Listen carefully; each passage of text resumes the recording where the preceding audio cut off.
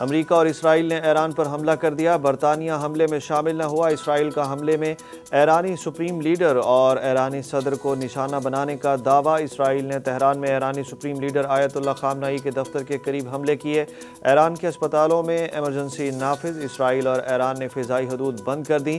ایران کے مختلف شہروں میں دھماکوں کی آوازیں۔ امریکہ نے ایران کے خلاف آپریشن کو ایپک فیوری کا نام دے دیا۔ اسرائیلی وزیر اعظم نیتن یاہو نے کہا کہ ایرانی حکومت کو ایٹمی ہتھیاروں سے دستبردار ہونا ہوگا۔ اب وقت آ گیا ہے کہ ایرانی عوام اپنے اوپر ہونے والے ظلم کا بوجھ اتار پھینکیں اور ایک آزاد اور پرامن ایران قائم کریں۔ اسرائیلی دفاعی افواج کا کہنا ہے کہ فضائیہ مغربی ایران میں متعدد فوجی اہداف پر وسیع پیمانے پر حملے کر رہی ہے۔ امریکہ اور اسرائیل کے حملوں کے بعد ایران نے امریکی اڈوں پر میزائل حملے کر دیے۔ ایران نے قطر، کویت، بحرین اور یو اے ای میں امریکی اڈوں کو نشانہ بنایا۔ ریاض، دوحہ اور ابوظہبی میں بھی دھماکے سنے گئے۔ ایران نے قطر میں قائم الجدید امریکی اڈہ اور بحرین میں امریکی ایئر بیس کو نشانہ بنایا۔ پاسداران انقلاب نے اعلان کیا کہ ایران کے مختلف علاقوں پر آج کے حملوں کے بعد اسرائیل کے خلاف بڑے پیمانے پر میزائل اور ڈرون حملے شروع ہو گئے ہیں۔ ایران کی سپریم نیشنل سیکیورٹی کونسل نے امریکہ اور اسرائیل کے مشترکہ فضائی حملوں کے بعد منہ توڑ جواب دینے کے عزم کا اظہار کیا۔ سپریم کونسل نے کہا کہ یہ حملے ایک بار پھر مذاکرات کے دوران کیے گئے۔ سپریم کونسل نے خبردار کیا کہ امریکہ اور اسرائیل کی کارروائیاں تہران اور دیگر شہروں میں جاری رہ سکتی ہیں اور شہریوں سے کہا کہ پرسکون رہتے ہوئے جہاں ممکن ہو محفوظ علاقوں کا رخ کریں تاکہ خطرے سے بچ سکیں۔ امریکی صدر ٹرمپ کا ایران کے خلاف بڑا آپریشن شروع کرنے کا اعلان۔ ڈونلڈ ٹرمپ نے کہا کہ ان کی میزائل انڈسٹری کو ختم کر دیں گے۔ ہم ایران کی بحریہ کو ختم کرنے جا رہے ہیں۔ صدر ٹرمپ نے ایرانی پاسداران انقلاب سے ہتھیار ڈالنے کا مطالبہ کرتے ہوئے کہا کہ آپ سے مکمل استثنا کے ساتھ اچھا سلوک ہوگا یا آپ کو یقینی موت کا سامنا کرنا پڑے گا۔ ان کا کہنا تھا کہ یقینی بنائیں گے کہ ایران جوہری ہتھیار حاصل نہ کر سکے۔ امریکہ نے خطے میں امریکی اہلکاروں کے لیے خطرے کو کم کرنے کے لیے ہر ممکنہ قدم اٹھایا ہے۔ پاکستانی ایئر لائنز کو ایرانی فضائی حدود استعمال کرنے سے اجتناب کی ہدایت کر دی گئی۔ پاکستانیوں کو سیکیورٹی خدشات کے پیش نظر ایران کے غیر ضروری سفر سے گریز کرنے کی بھی ہدایت کی گئی ہے۔ ذرائع کا کہنا ہے کہ پاکستان ایئر ٹریفک کنٹرول کو فضائی حدود کی کڑی نگرانی کا حکم دیا گیا ہے۔ ایران اور افغانستان کی سرحدی فضائی حدود پر بھی سخت نگرانی کی ہدایت کی گئی ہے۔ دوسری جانب دفتر خارجہ نے پاکستانی شہریوں کو ایران کے غیر ضروری سفر سے گریز کرنے کی ہدایت کرتے ہوئے ایران میں مقیم پاکستانیوں کو محتاط رہنے، غیر ضروری نقل و حرکت محدود رکھنے اور پاکستانی مشنز سے مسلسل رابطے میں رہنے کا مشورہ دیا ہے۔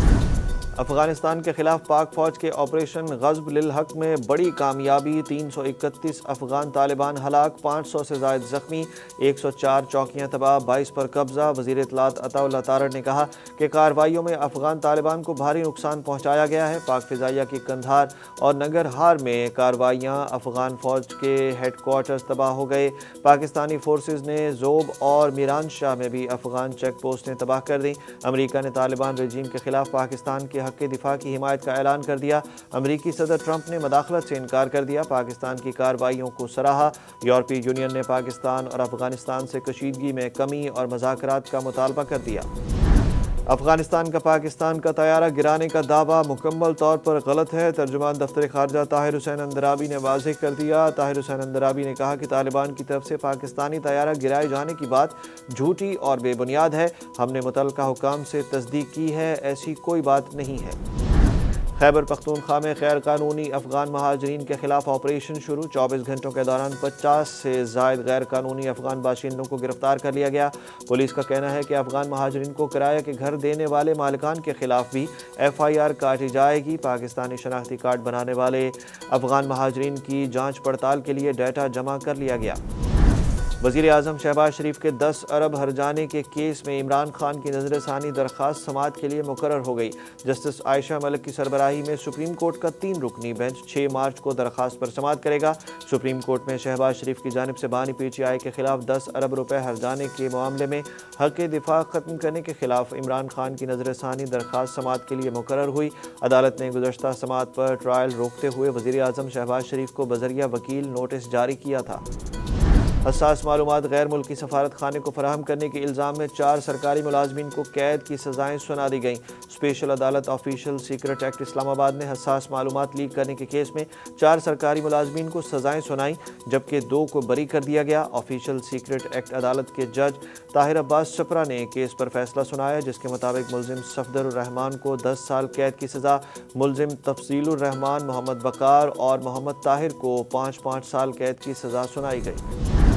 ایران، اسرائیل اور امریکہ کشیدگی کے بعد سونے اور چاندی کی قیمتوں میں اچانک بڑا اضافہ ہو گیا۔ بین الاقوامی بلین مارکیٹ میں فی اونس سونے کی قیمت $100 کے اضافے سے $5278 کی سطح پر آ گئی۔ عالمی سطح پر اس اضافے کے اثرات مقامی صرافہ مارکیٹوں پر بھی فوری مرتب ہوئے، جہاں فی تولہ سونے کی قیمت $10,000 کے اضافے سے $5,50,562 کی سطح پر آ گئی ہے۔ مقامی صرافہ مارکیٹوں میں بھی فی تولہ چاندی کی قیمت بھی $388 کے اضافے سے $9,862 ہو چکی ہے۔ پاکستان کرکٹ کی تاریخ کی سب سے بڑی کمرشل ڈیل ہو گئی۔ پاکستان سپر لیگ کے 4 سالہ میڈیا رائٹس 26 ارب روپے میں ولی ٹیکنالوجیز کو فروخت کر دیے گئے۔